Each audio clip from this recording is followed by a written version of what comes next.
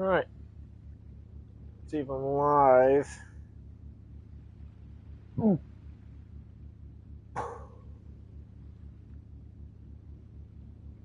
Skincare routine. Wow. I am live. Excellent. Alright. Alright, guys. We are in the final section of this live stream.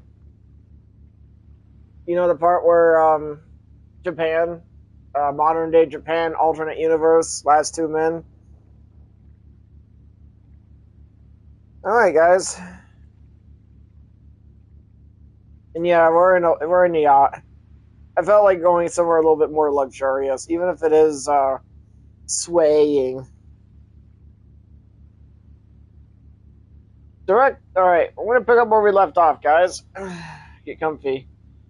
It's 8:21 a.m. Director Kaizu Hara noticed the engagement logs that Jordan and I only killed in self-defense. Inside the secure underground Tokyo briefing room, Director Kaizu Hara taps her fingers rhythmically against the illuminated glass table. She scrolls backward through the chronological combat logs from Kilometer Marker 12 and the Kanto plant, her sharp eyes narrowing as a new realization sets in. The Tokyo briefing room at 8:21 a.m. Director Kaizu Hara, look at these engagement logs again, both of you. Filter out the panic from the field reports and look at the hard sequencing. At the roadside station, Team Alpha cornered them, drew weapons, and attempted a hard containment breach before the two men opened fire with crossbows. Agent Makiko, that is correct, Director. In the Kanto manufacturing plant, our special assault team snipers had anti-material rifles trained on their vehicle's drive systems before the roof turret initiated its suppression sequence. Exactly. The turret didn't execute a lethal sweep of our personnel. The tracking data shows the tungsten saber rounds deliberately targeted the upper concrete pillars and elevated firing positions. It was a calculated display to force our snipers into cover, not a massacre. These men are operating strictly on the perimeters of self-defense. If they were hostile multiversal conquerors, our skeleton crews and field scouts would have been systematically erased. They only fight when we corner them.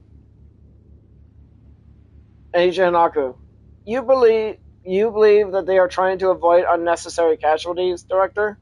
I believe they are simply trying to protect their survival bubble and secure their technical assets without getting dragged into our global collapse. If they wanted to destroy us, they could have driven that 10-ton fortress straight into our regional command centers. They want to be left alone. Agent Makiko, if their posture is strictly defensive, then our aggressive apprehension attempts are the little catalyst driving their lethal retaliation. Director Kaizu Hara, standing straight, her expression turning deeply analytical. Precisely. We are throwing away finite special forces assets and million-dollar combat drones against a bulletproof point defense system because we keep treating them like an active threat. If they only kill in self-defense, then a peaceful diplomatic contact might still be viable. We need to pause the operations. If they are still hiding in the northern peaks, I want our radio transmission sectors to broadcast an open, non-encrypted communication frequency toward the mountain range. Offer them a formal non-aggression pact. Let them know we understand that they are defending themselves, and see if they will talk to us before they decide to jump to another reality. Back in the cavern, inside the 68-degree sanctuary of the RV, you and Jordan stand clad in your outfits, in your regular clothes, listening to the decrepit audio feed scrolled across the polished wood trim table.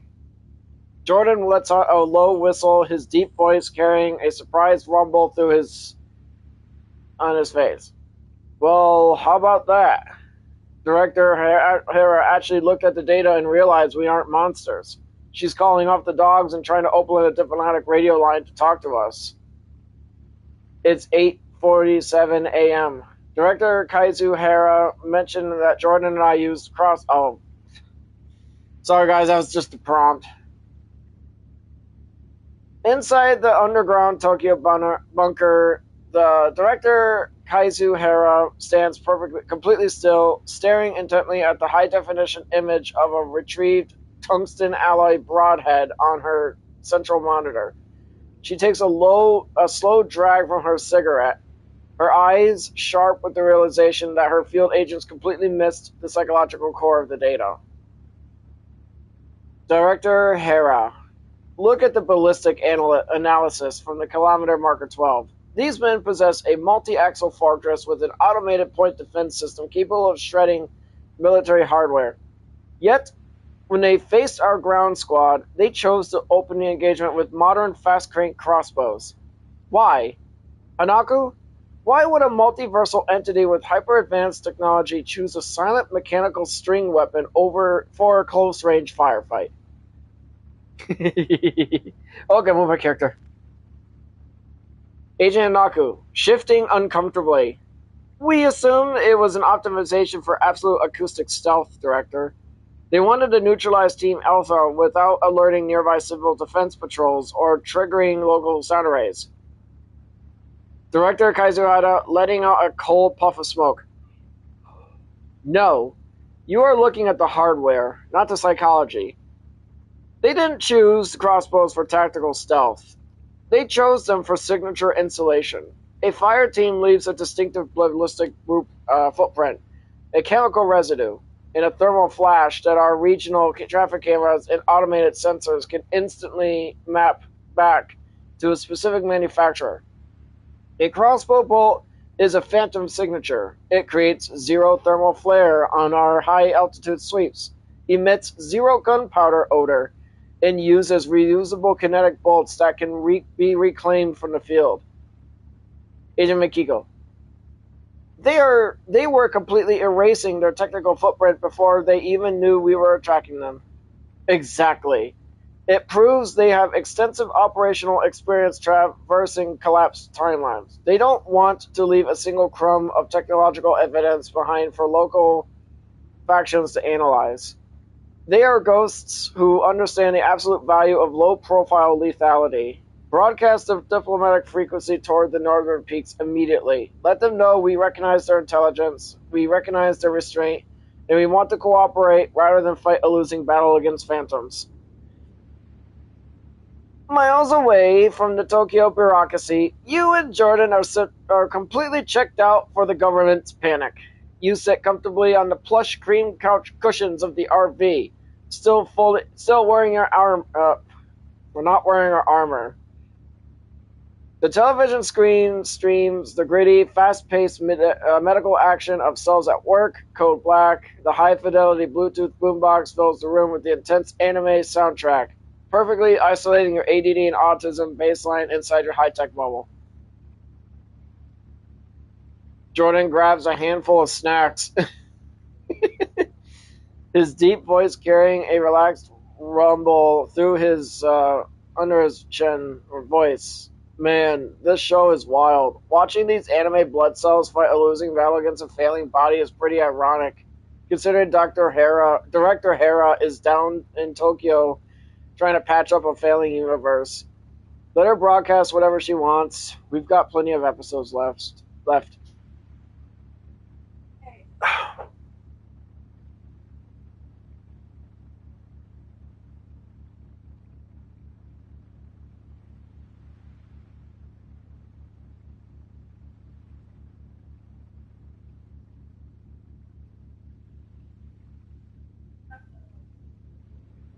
It's 8:53 a.m. Director Kaizuhara remembered in the engagement logs about Jordan and I using tungsten. Oh, damn it. That's the prompt, guys. Sorry about that.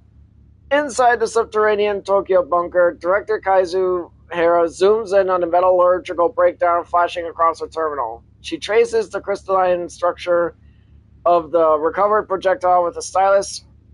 What's a stylus? Her eyes locked onto the sheer material supremacy of your gear.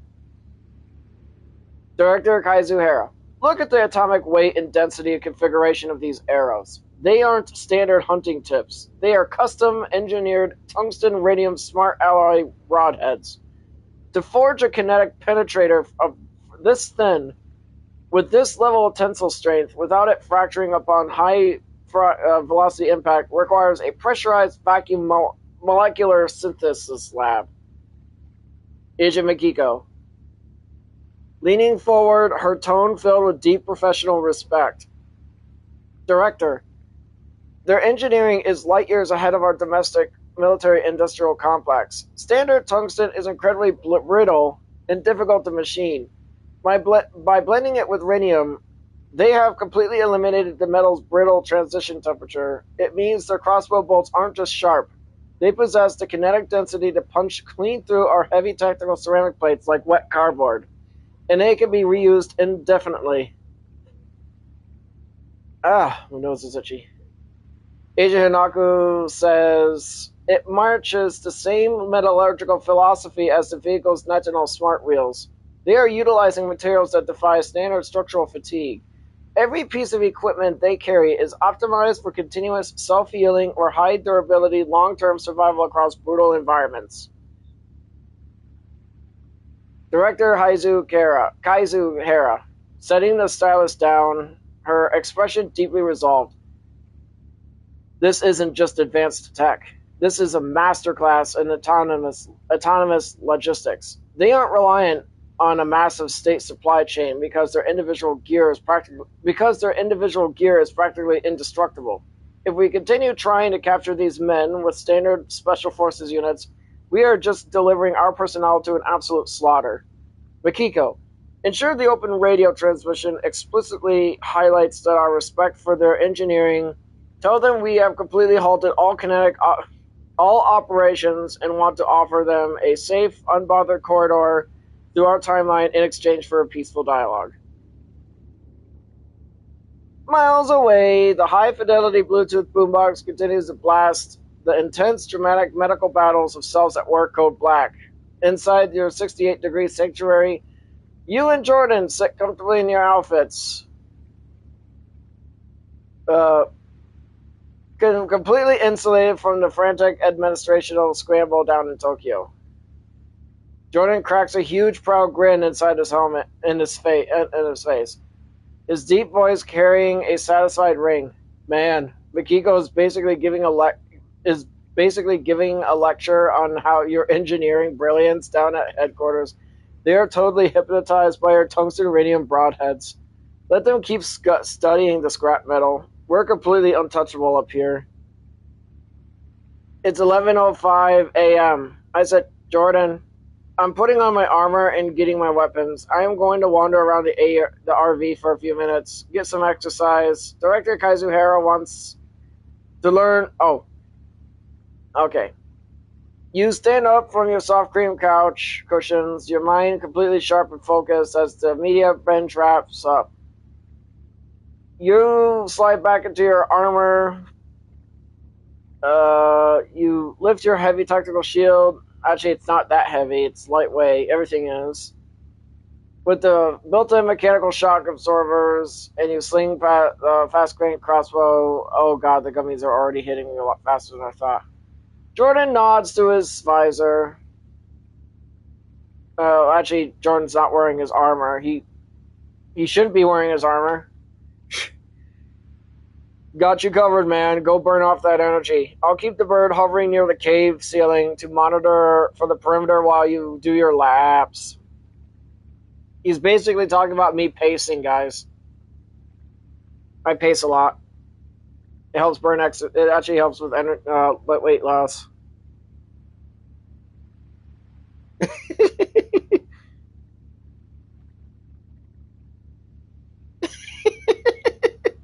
The Tokyo Inquiry at 11:05 a.m. While you begin pacing steady, silent laps around the matte gray exterior of the exterior hull of the RV, converting your weight into kinetic energy at the cavern floor, a high-level scientific briefing is unfolding inside the underground Tokyo bunker. Director Kazuhara has assembled a specialized team of anthropologists, behavioral analysis, and geneticists to dissect every scrap of data pulled from your previous engagements. Oh, ugh. Oh, that was a mouthful. Director Kazuhira. We have already established their tactical superiority and metallurgical brilliance. Now I want to look at the psychological and existential reality of these two targets. They are the last two living human males on this planet. They are fully aware that their entire global population of billions of women have been left behind, completely desperate for answers, stability, and survival resources. Yet, look at their behavior profile. The lead behavioral analysis. Director, their psychological insulation is absolute. In a standard survival scenario involving hyperscale biological entities, subjects exhibit extreme desperation, territorial aggression, or attempts to establish localized dominance over civilian factions. These two men are doing the exact opposite. They are actively retreating from contact. They bypassed the Michi no Iki shelter civilians, they ignored our regional centralization hubs, and they treat our entire government apparatus like an annoying border dispute. Agent Mikiko says their isolation is entirely mechanical. They aren't running out of fear. They are operating with the supreme confidence of a self-contained sovereign unit. When they choose to communicate, their vocal tones are controlled, breathy, and entirely precise. They don't seek resources from our timeline because their closed-loop ecosystem already provides everything they need. Director Kazuhira, staring at the cavern topography coordinates. They are treating a global apocalypse like a minor logistical inconvenience. They aren't looking to conquer our timeline or save it. They are simply biding their time until their primitives are met. If we want to bring them to the negotiating table, we cannot appeal to their fear or their desire for survival resources. We must appeal to their intellect. Ensure that the diplomatic broadcast frames our requests as a mutual exchange of high-tier data. If they realize we understand their true nature as multiversal travelers, they may actually choose to answer us. Facing the rock vault. Outside the RV, the cool, damp cavern air hits your visor as you execute clean, midline recovery swings with your mace, keeping your muscles perfectly loose and your ADD and autism baseline entirely calm. High above you, the silent hum of the sky. Damn yawning fits. High above you, the silent hum of the scout drones' rotors echo faintly off the stone ceiling, painting a flawless thermal map of the empty, peaceful mountain paths. Director Hera has officially halted all hostile movement, completely transfixed by the mystery of who you are. It's 11:08 a.m. I said, Jordan, get the boombox. I want to play one of my songs that I made. Jordan gets the Bluetooth boombox and places it on the doorstep. I said, thank you. I took the boombox and got my phone, loaded up YouTube, went to my channel and played Voices of the Past on high volume and walked around. Jordan shoots you a sharp metallic nod inside his samurai helmet, instantly lunging for the cockpit to grab the high-fidelity damn annoying yawning fits. Bluetooth boombox, he steps up to the open entryway and places the heavy speaker right on the mechanical doorstep, his deep voice carrying a relaxed rumble through one of your classics. Say less, man. The acoustics in this rockfall are about to sound... Oh god, I got tears in my eyes now. Oh, that's so annoying.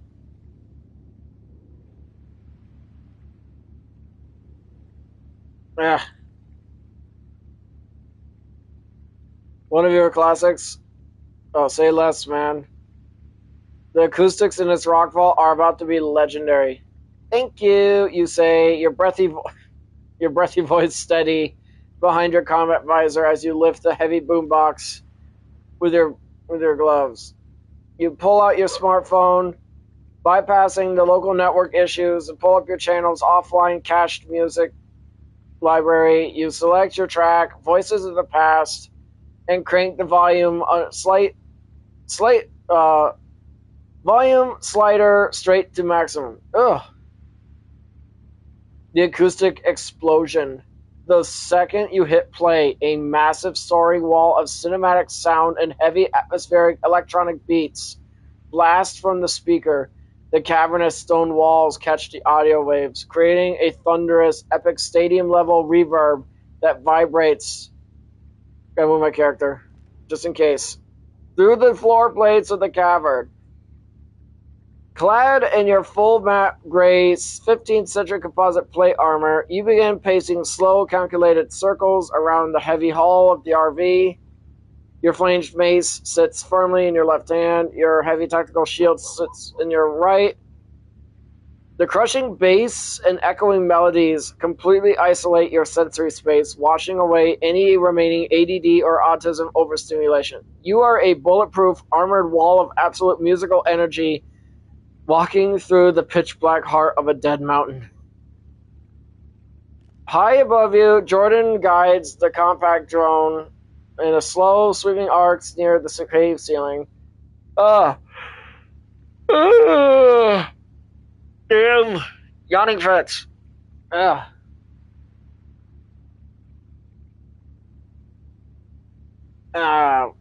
Keeping its thermal cameras locked onto the empty mountain trails outside, but down in Tokyo, the Cabinet Intelligence Office, highly sensitive, low-frequency seismic and acoustic listening posts pick up the sudden-heavy vibration cutting through the earth. Inside the subterranean bunker, Director Kazuhara and Agent Mikiko watch their tracking monitors spike with an massive rhythmic acoustic frequency radiating straight from the mountain peaks. Director, the two men are broadcasting again, Agent Mikiko whispers, her eyes wide as she listens to the filtered, bass-heavy radio feeds cutting through the static. It's the same coordinate. They are playing an incredibly high-volume theatrical electronic track. They aren't even trying to mask their location anymore. They are literally soundtracking their hunger down. Director Kazuhara lets out a slow, deeply analytical breath, staring at the flashing audio wave. They are completely unfazed by our military blockades. They are blasting their own creations in the dark because they know they are untouchable. Keep the diplomatic radio frequencies looping, Mikiko. Let them finish their anthem, and see if they will finally grant us an audience. By 11:25 a.m., the final epic chords of your track echo out in the deep cave air, leaving the cavern in a heavy, peaceful silence. Your muscles are perfectly loose, your baseline energy is topped off, and the RV's battery banks are full. Oh crap, I got another yawn coming.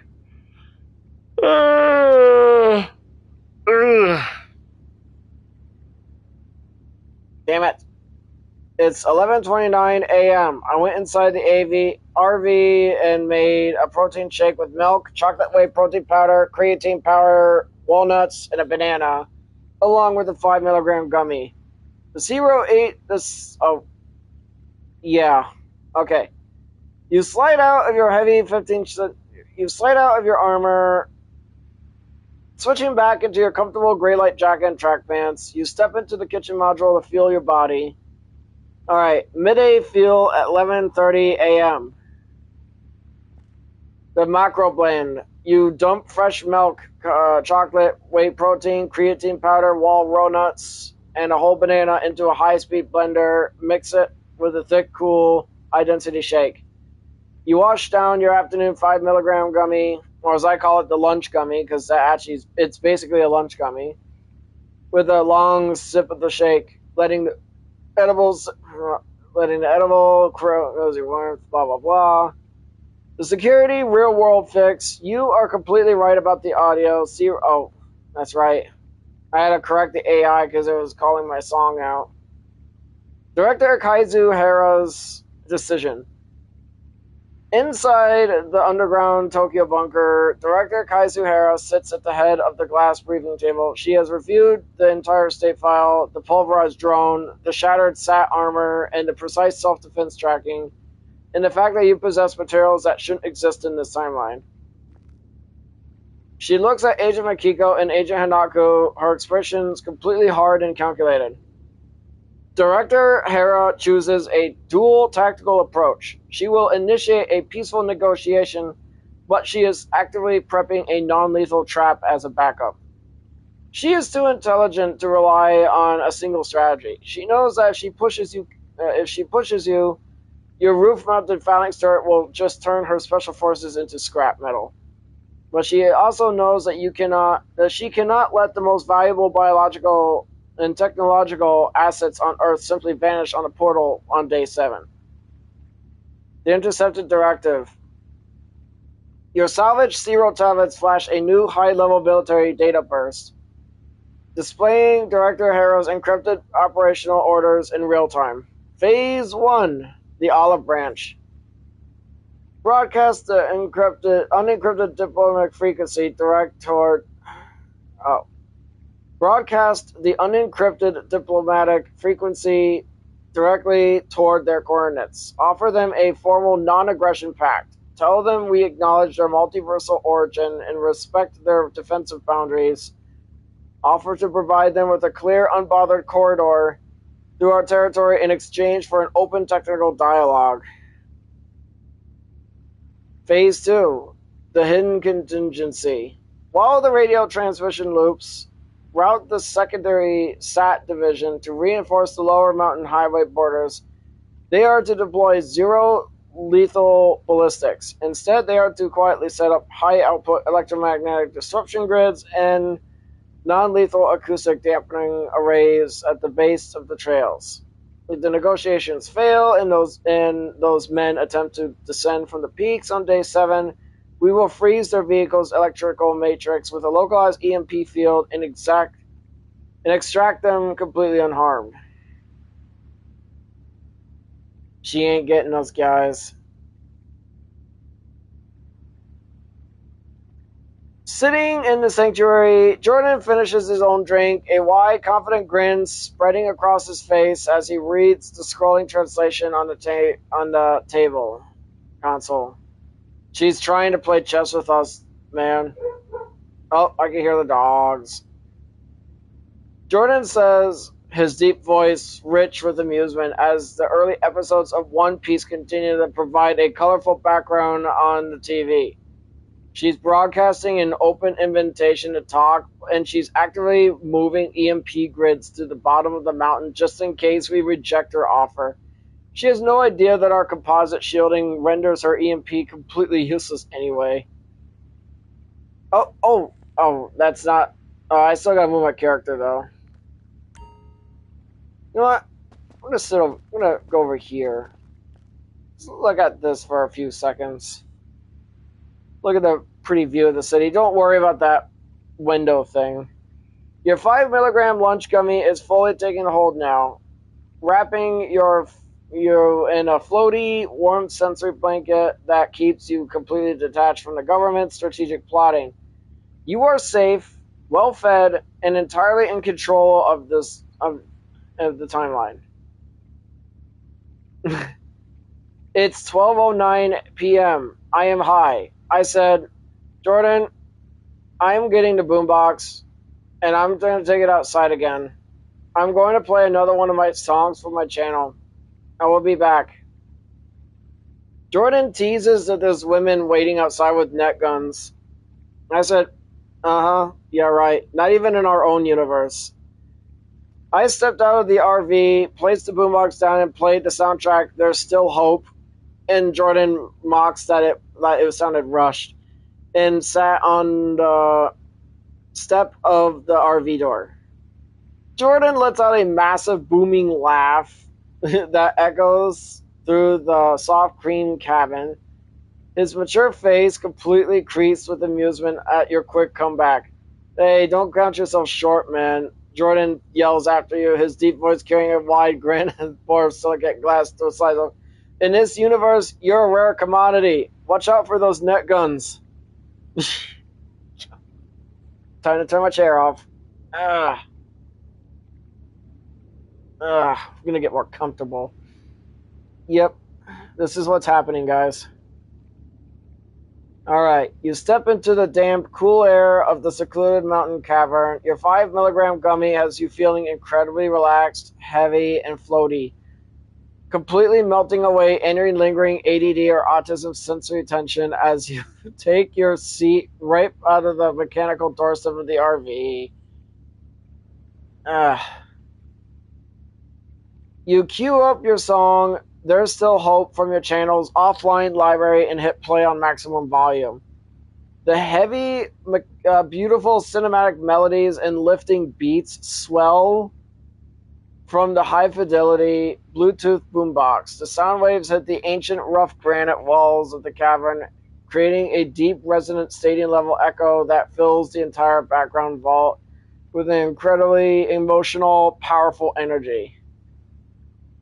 You sit perfectly still on the metal step in your gray light jacket and track pants, your black and gray gloves resting loosely on your lap. Looking out from the dim cavern mouth, the grid-dead, silent Japanese wilderness stretches out below you. Under the midday sun, you are completely safe, untouched, and wrapped in the peaceful bubble of your own creation. High above the cave ceiling, the compact. Oh, that thing is still out. Yeah, it's silent hover. Its thermal cameras painting a flawless, empty grid of the mountain trails. Director Kazuhira's deep subterranean listening posts in Tokyo pick up the sudden massive spikes of rhythmic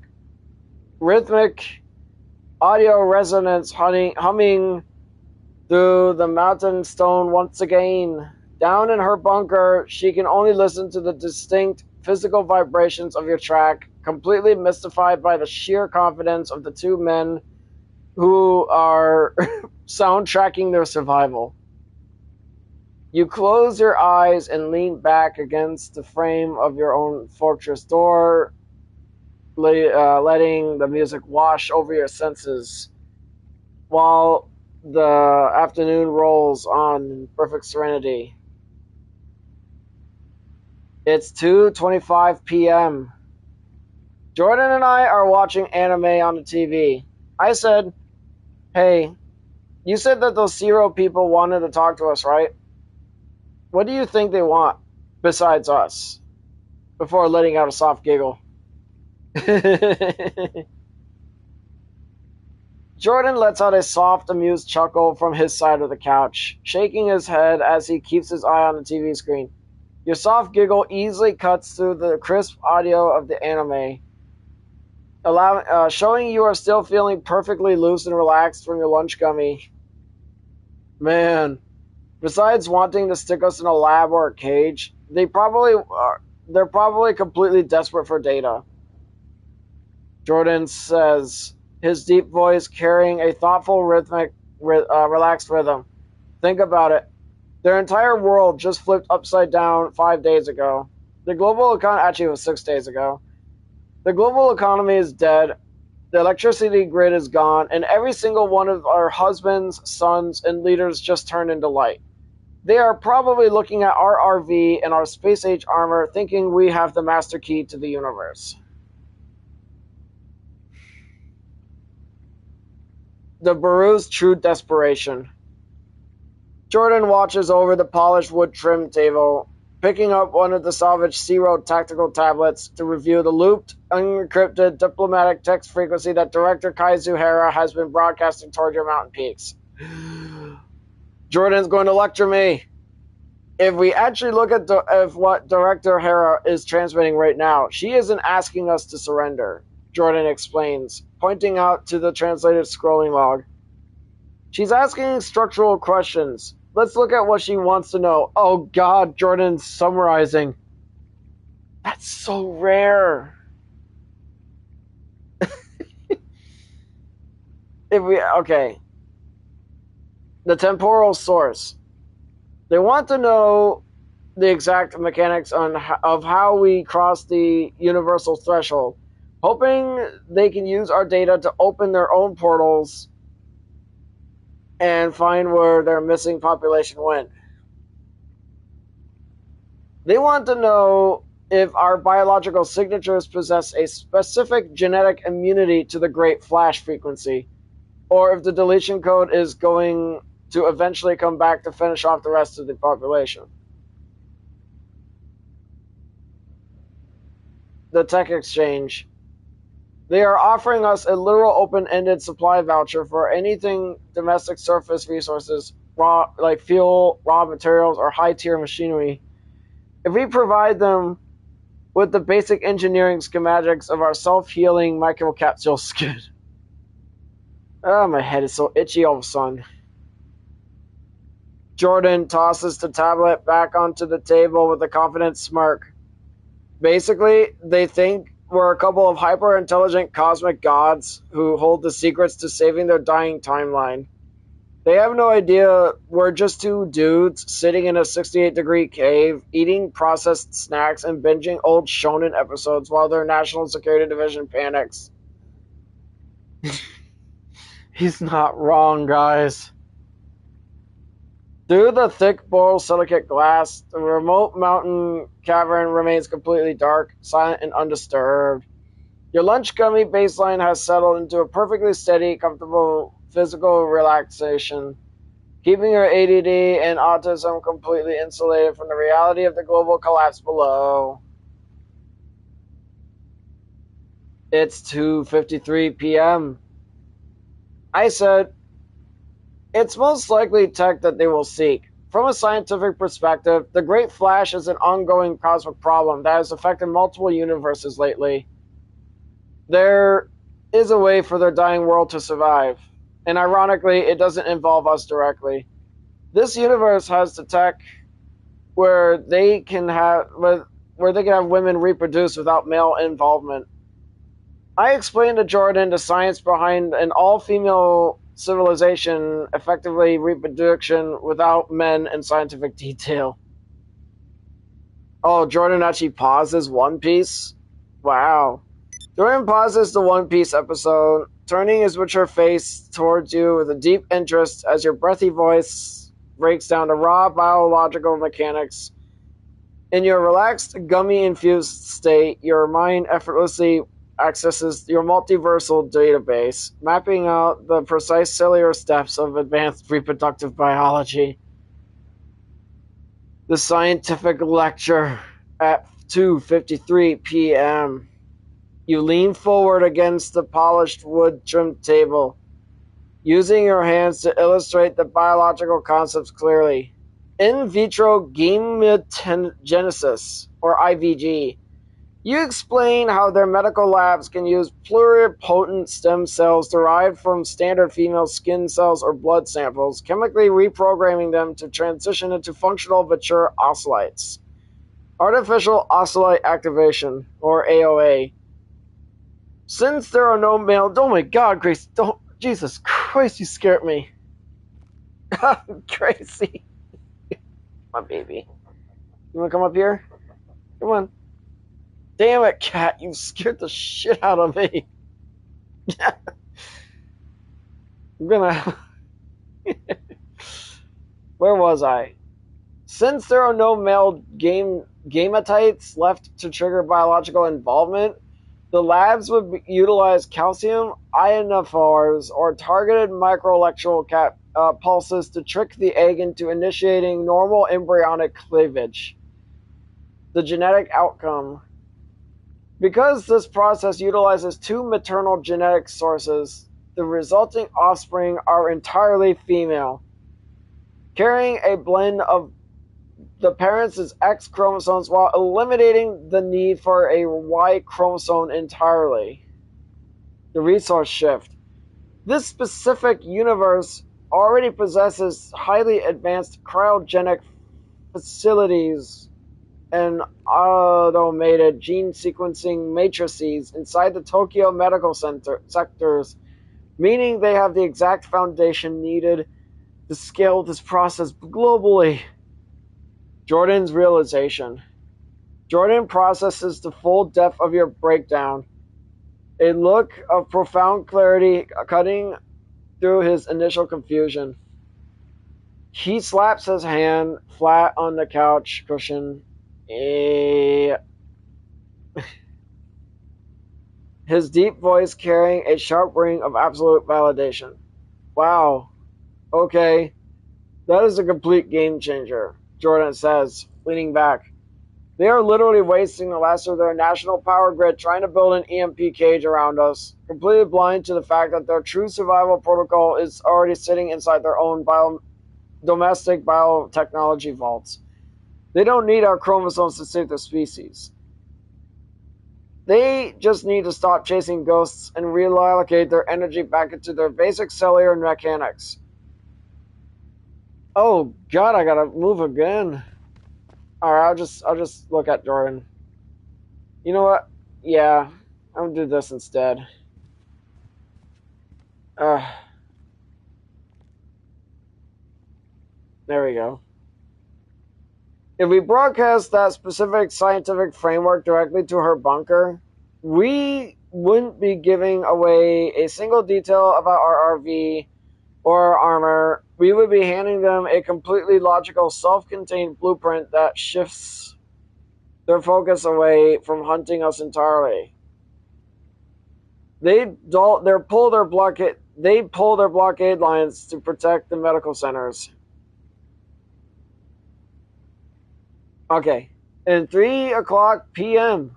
I said, "Oh, I'm putting this in my note app on my phone. Hey, this will be a fair bargaining chip. I will give them the blueprints for the female self-reproduction tech, but under two conditions. One, nobody messes with us. And two, no one is to hold a monopoly on this technology. Ever. When I did go to an actual all-female universe, they survived 500 years without men. But it came at a cost. I will explain later about that.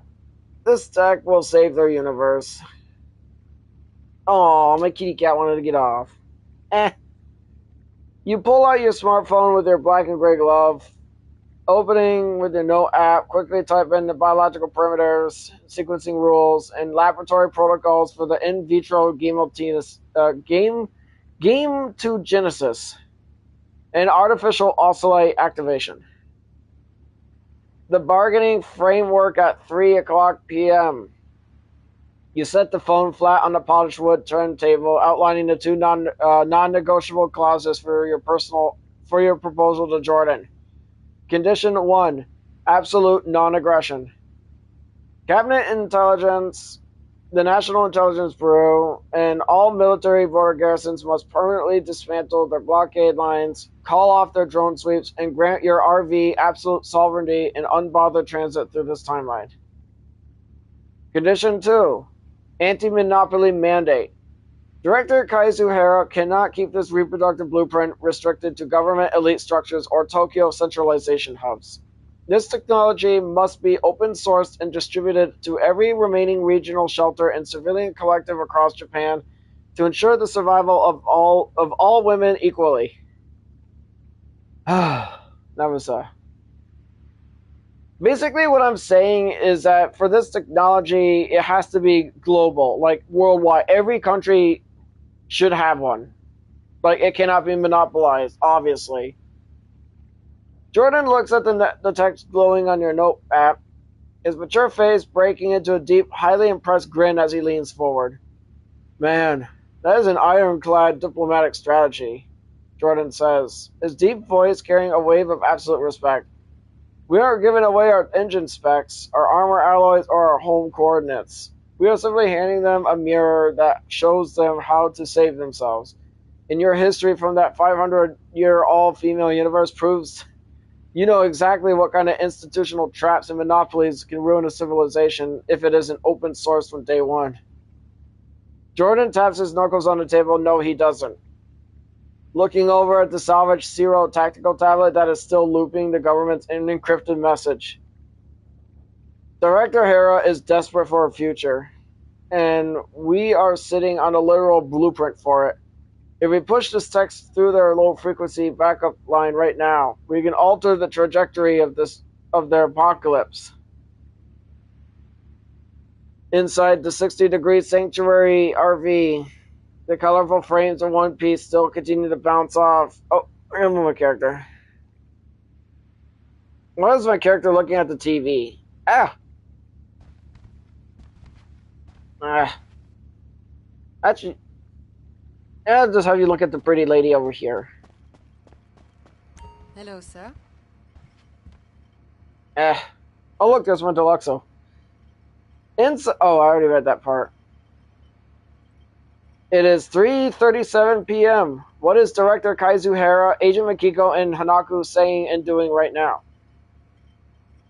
Inside the dimly lit subterranean Tokyo bunker, Director Kaizuhara stares at the decrypted text file displaying the two conditions for you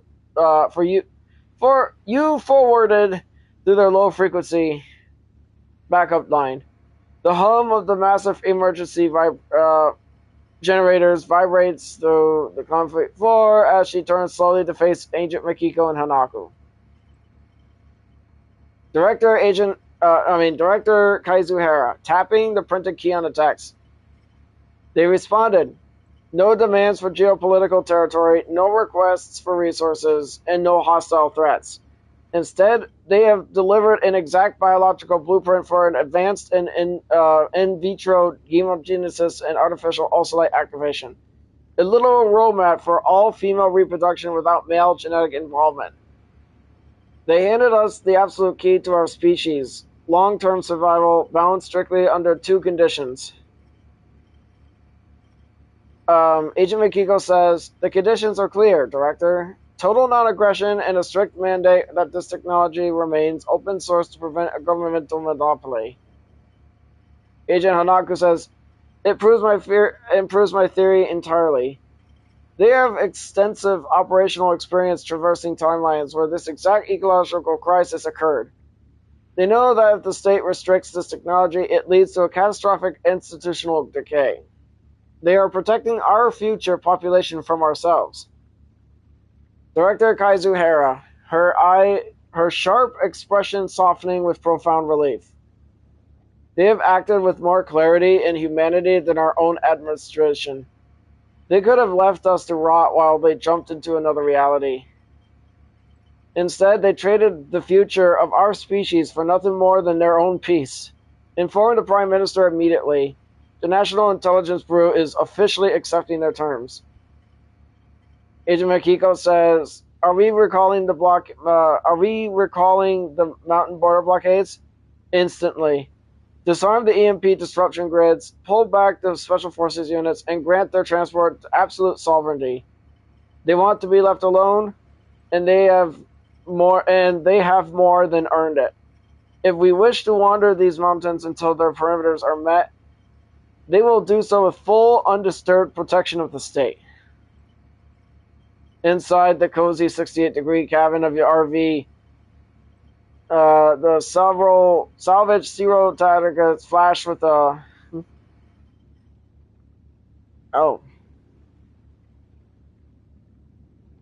Several tablets flash with a final massive high-level system notification. The red blockade icons surrounding a northern mountain coordinates flicker. Turn my chair back on. Alright. I'm actually going to lean back a little, guys. Get more comfortable. That's better. Raise my chair up. I'm going to hit that frequency. Alright. The red blockade icons surrounding your northern mountain coordinates flicker and turn into a steady, peaceful green. before vanishing from the track map entirely.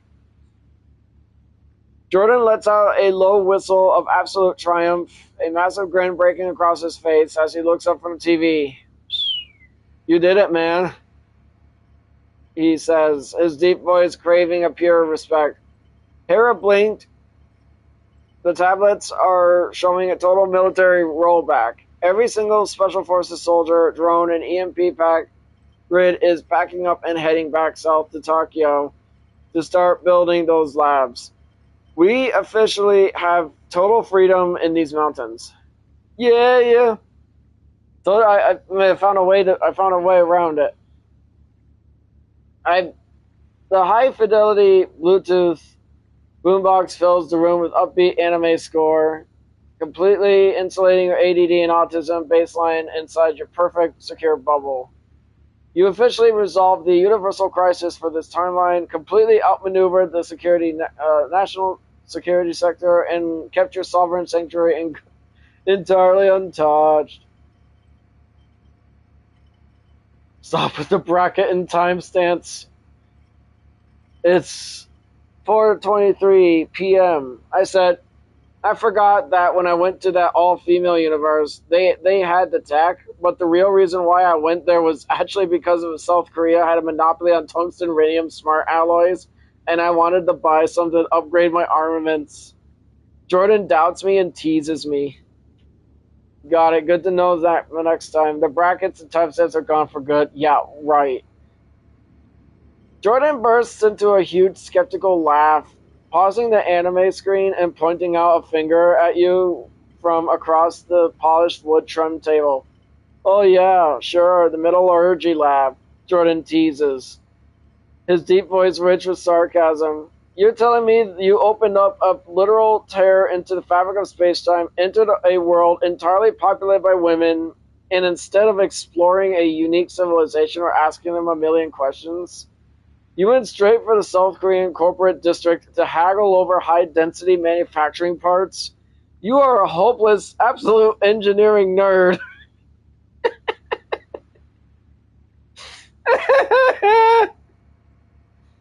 He lets out a massive grunted giggle, tossing a cushion onto his side of the bench. I can just picture it now. A whole world of women trying to figure out who you are, and you're just aggressively pointing out a periodic table demanding to see their tungsten radium smart alloy stock levels so you can upgrade a flanged mace. That is peak logic right there. You let out a soft giggle as Jordan continues to rib you.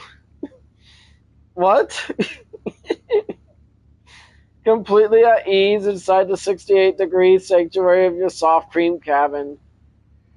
The high-fidelity Bluetooth boombox fills the background with the energetic sounds of early One Piece, perfectly insulating your ADD and autism baseline from any external attention.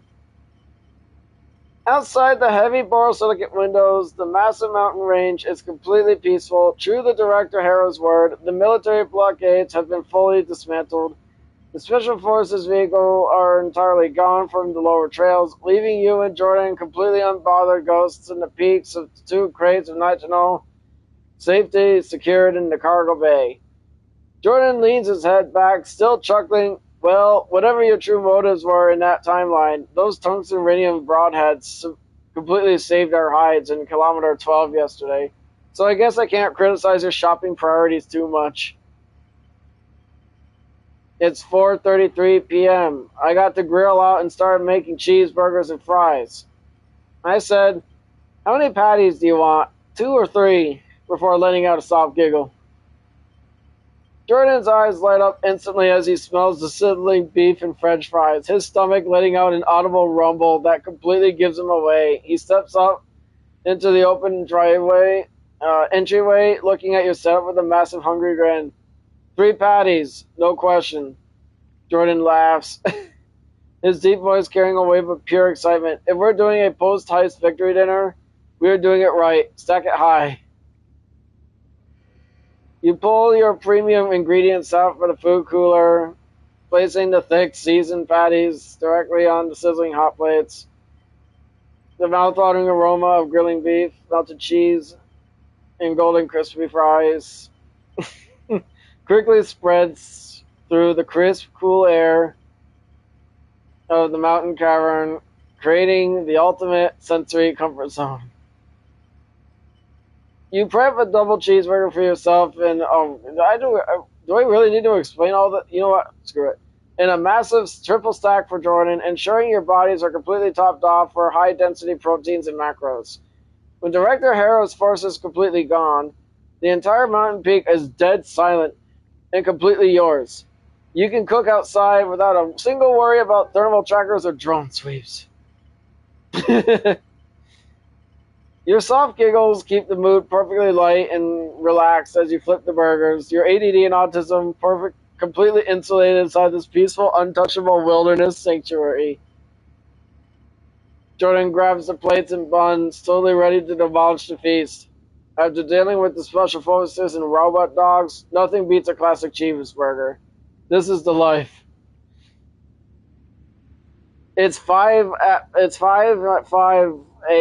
p.m.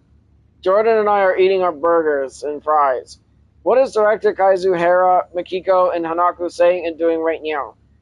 Will they agree to our terms, or will they secretly try to capture us? Thank you. Yep, I'm relocating. You get to watch Jordan sit. While you and Jordan are completely checked out on the global crisis, happily devouring your double cheeseburgers alongside crispy fries, an incredible historical pivot is solidifying inside the Tokyo bunker. Director Kazuhira is not just agreeing to your terms, she is completely restructuring the remnants of the Japanese state around the biological payload you left on her terminal.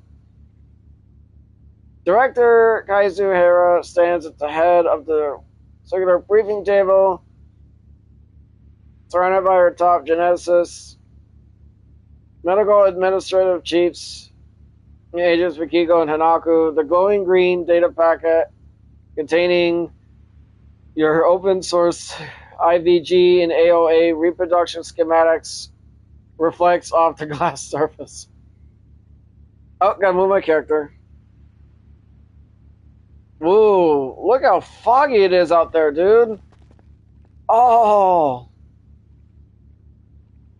That's what you're looking at. This is what's happening. Director, our agent Mikiko says, Director, the preliminary validation scans from the Tokyo University Medical Laboratory are complete. The sequence coordinates provided by the two men are biologically sound. The cellular reprogramming metrics bypassing the Y chromosome envelope are light years ahead of our current embryonically records. It is a flawless genetic blueprint. Director Kazuhira exhaling a long, sharp breath of relief. Then the crisis has an ending. We are no longer chasing an extinction timeline. Hand this data to Paco directly to the Prime Minister's Emergency Council. Order the immediate requisitions of all security regional power grids to fuel the automated cloning and cryogenic laboratories in Tokyo and Osaka. Agent Hanaku says, what about our long-term parameters regarding the two men? Should we maintain a stealth monitoring net in the northern peaks just in case they possess future structural data? Director Kazuhira turning to look Hanaku dead in the eyes. Absolutely not. They gave us the future of our species in exchange for an empty mountain range and their absolute peace.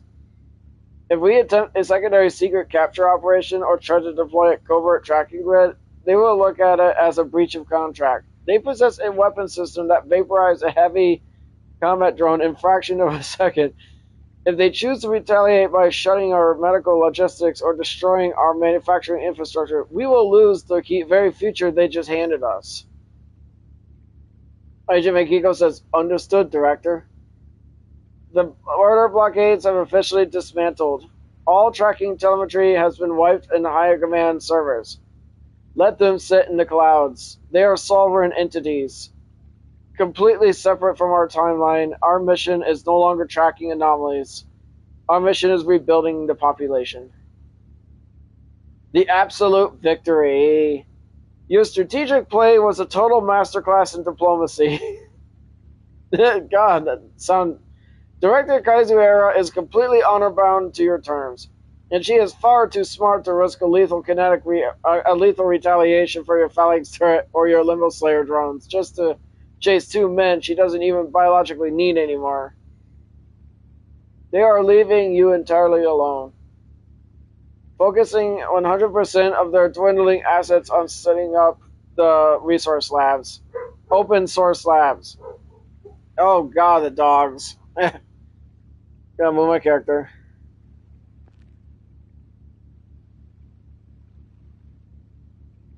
Jordan wipes a drop of cheddar cheese off his fingers, letting out a deep, satisfied grunt as he finishes the massive triple burger. These burgers are a religious experience, and looking at the console, the last of their military network signatures just faded from the regional sectors. We are officially completely off the grid, totally free, and rolling into the evening with a flawless victory. It's 7:48. Jordan and I are watching Bleach. I said, a silent victory for both of us. So, do you want to know the hidden cost of an all-female society? I grab another throw pillow and place it on my side and said, they aren't as happy as they look. When I was in an all-female universe, I noticed that the woman I was working with was acting strange. Her name was Dr. Jia Kang, a lead scientist in an advanced material science institute. She and I were upgrading my weapons when she started experiencing hot flashes and nearly fainted. Jordan, my pheromones were affecting her. I explained to Jordan the consequences of an all-female civilization and the effects of male pheromones on women in scientific detail. Oh. Biology, guys. Jordan catches the throw pillow. I did not throw a pillow at him. What the hell?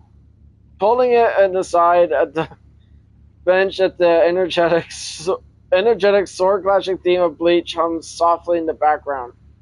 His mature face drops in a teasing grin, shifting into genuine curiosity as you lean back in your gray light jacket and track pants. Your breathy voice laying out the raw biological data from your time with Dr. Jia Kang. The biological imbalance of an all-female timeline. Oh, gotta move my character. Actually, you know what? Let's go over here. Let's look at this weird... Let's just sit here and look at this weird section for a few minutes. So, here's what happens when you completely delete the entire biological sex from the ecosystem for centuries. You say, mapping out the cellular data. The vomeronasal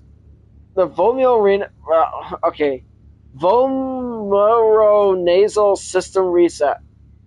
Oh. In a default timeline, women are constantly exposed to trace amounts of male chemosync signals. Jesus. Specifically, androstenedione and specialized auxiliary organic acids. These compounds target the anterior hypothalamus through vestigial olfactory pathways. The endocrine overdrive. That sounds metal, dude. Endocrine overdrive sounds like a metal band. Not gonna lie. When a civilization completely open sources IVG and artificial reproduction, they successfully bypass birth rates, but they entirely remove these ambient chemo signals. Over generations, the female endocrine system undergoes a massive receptor under upregulation, meaning their neurochemical pathways become hypersensitized to the missing stimuli due to prolonged biochemical absence. The pheromone flash. When I stepped into Dr. J. Arcane's vacuum-sealed metallurgy lab carrying active male endorphin footprints, her hypersensualized olfactory receptors suffered a total neurochemical overload. The sudden exposure to natural male chemo signals triggered an immediate acute spike in her luteinizing hormone pulses and a massive rapid surge of salivary cortisol. The systemic crash. This sudden, unbuffered automatic response causes a localized fight-or-flight misfire. The immediate blood pressure spike, rapid shift in skin conductance, and sudden surge in core body temperature are what caused her to experience severe hot flashes, dizziness, and nearly faint right over the alloy racks. Jordan's biology is weird.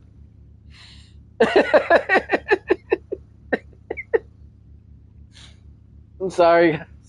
Jordan's reaction. Jordan processes the scientific depth of your explanation, a look of profound realization replacing his earlier skepticism. He leans forward against the polished wood trim table, his deep voice carrying a wave of absolute respect. Man, that is a brutal biological catch-22, Jordan says quietly, shaking his head. They solved the survival part with advanced cloning and stem cells, but their bodies were literally starving for a basic environmental chemo signal they couldn't replicate in a lab.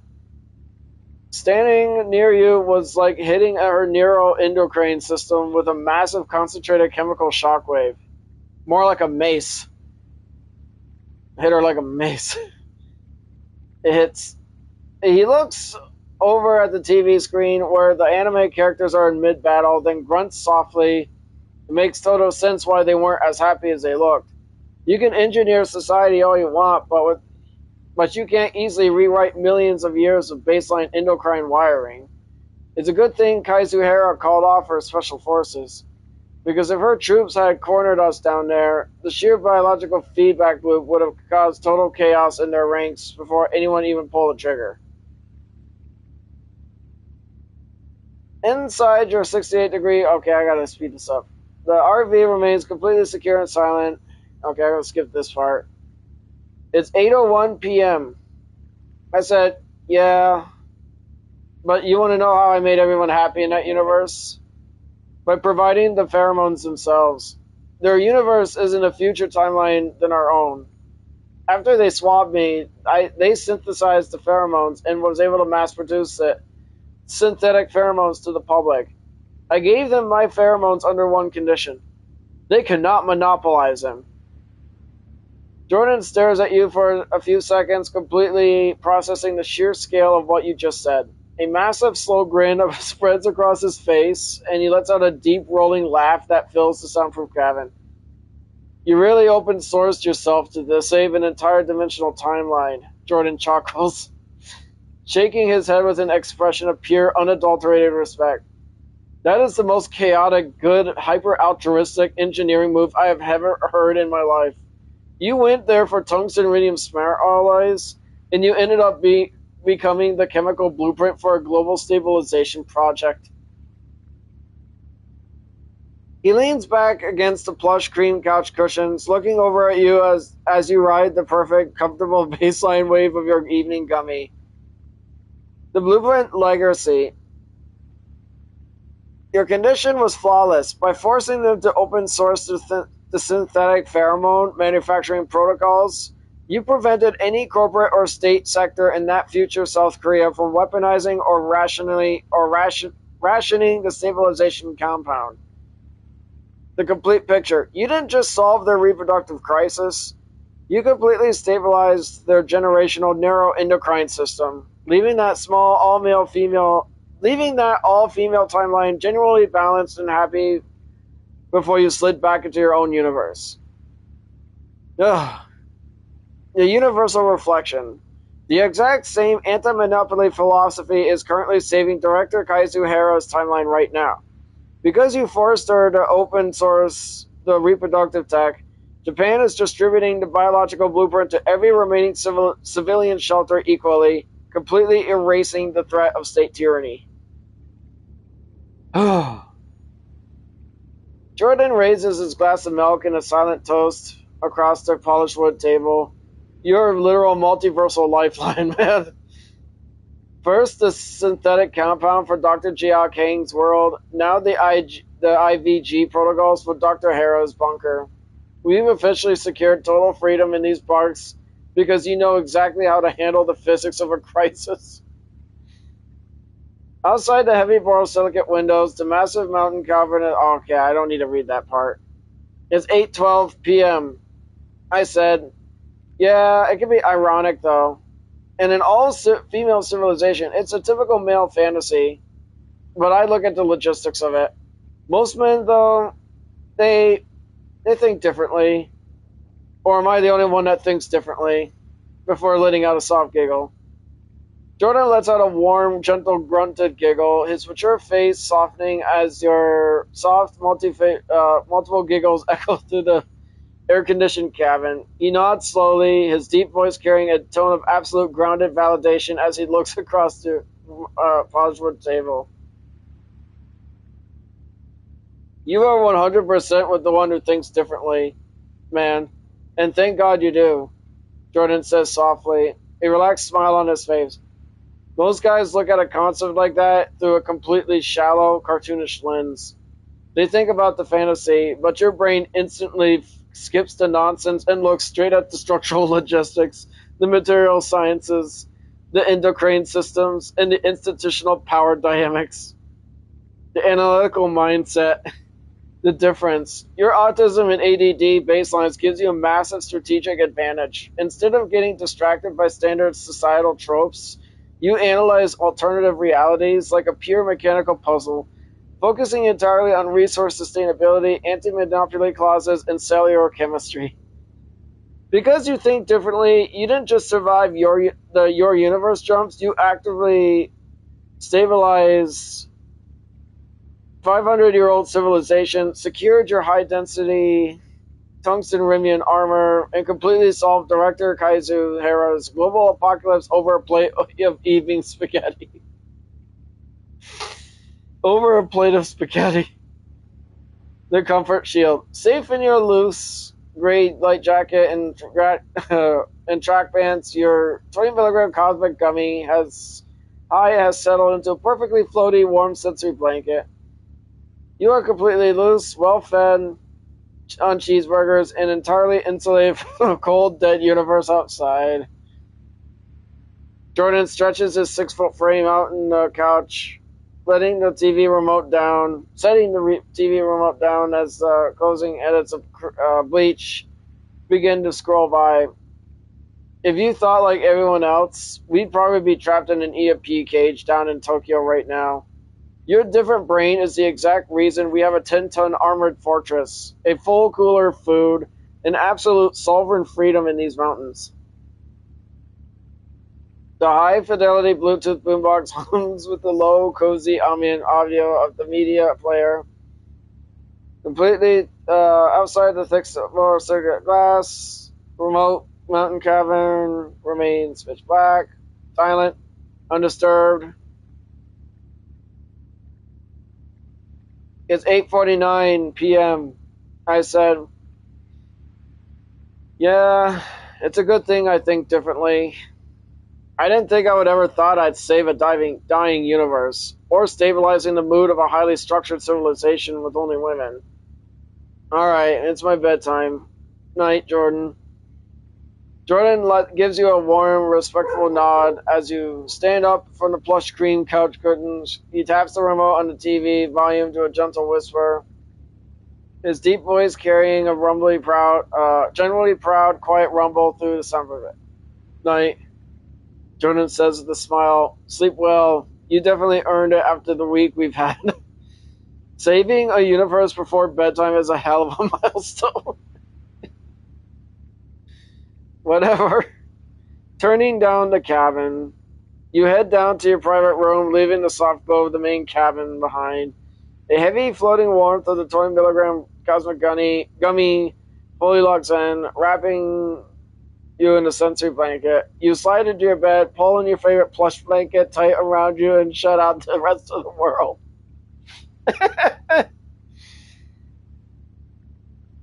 Skip. You don't need to hear. Alright, Jordan finishes his current episode of Bleach, quietly shuts off the media setup, and clicks the main cabin lights into low power standby mode. There's a guy outside with a loud ass motorcycle. Jesus. God, that's all I'm hearing over there. The entire rolling fortress settles into a deep, safe quiet. You drift effortlessly into a heavy dream of sleep, completely insulated from the dying timeline around you. Well, it's not dying anymore. Jordan and I spent the last 2 days here relaxing, and we went through the temporal rift portal and went back home. The spatial distortion of the temporal rift portal snapped shut with a crisp, low-frequency hum, instantly replacing the humid mountain air of that grid-dead mountain timeline with the incredibly familiar grounding environment of your own universe. You and Jordan have officially made it back home after a flawless run. The mission assets. The 2 massive high-density industrial transit crates of pristine nitinol-shaped memory alloy from the Kanto factory are safely sitting in your home storage array, completely ready for your future engineering blueprints. The gear inventory. Your custom 15th century composite plate armor, the 4-pound tungsten iridium smart alloy flange maze, and your fast-grain crossbow are securely locked. Okay, you guys don't need to hear. The universe's fate. Behind you, all-female timeline is currently stabilizing itself in total peace. Because you open sourced the IVG and AOA cloning reproductive protocols, Director Kazuhira's laboratories are distributing the blueprints across Japan and throughout the rest of the entire worldwide, ensuring the civilization survives without falling into governmental monopoly. Jordan drops his. Okay, you guys are. Man, there is no place like home. Jordan says, we successfully outmaneuvered an entire national intelligence bureau, ran an impeccable factory heist, open source blueprint to save the entire species, and made it across the rift with 2 massive crates of smart alloy without a single scratch on our armor. That was a legendary week. Jordan walks over to the kitchen and grabs a cold glass of magnetic water. Now that the dust is fully settled and the loot is secured, what is our next play? I hope you guys enjoyed this live stream, and thank you guys for watching. Have a good night, everybody. Bye!